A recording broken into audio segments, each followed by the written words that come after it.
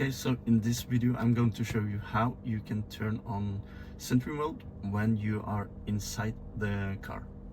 Okay, the first thing to do is to select the car icon, and now you're in settings, and then you can choose safety, and here we can see Sentry mode is off, and then if we turn it on you can exclude home, work and places you have marked as favorites.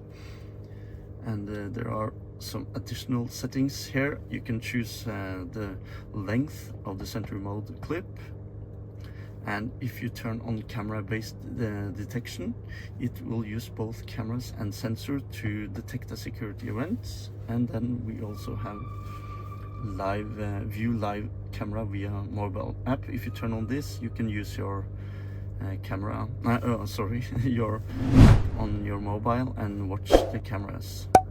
Okay, so this is how you turn on Sentry mode.